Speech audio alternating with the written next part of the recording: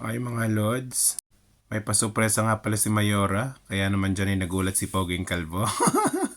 Nagulat na naman siya kasi may pagkain na naman for today's video. So ayun nga, ni-receive ko nga at tingnan natin kung anong laman. So malamang coffee to kasi lock-in coffee to talaga. So bagong company to dito sa Singapore. At masarap talaga ang coffee dito. Ayan, lock-in Christmas. Ang sweet nung mga kasama ko, simula kahapon napakarami ko nang nare-receive ng mga regalo. Isang araw i-unboxing natin yung mga yon. So ayan yan, dami rin pagkain, dami nagbibigay. Kaya naman si Poging Kalbo, tanggap lang ng tanggap. Siyempre, grasya yan eh. Pero siyempre, give and take tayo dyan. Kanina nga, meron kaming exchange gift. So ayan, tikman natin. Ganado ka na naman, Kalbong Pogi. So ayan yan, masarap yan.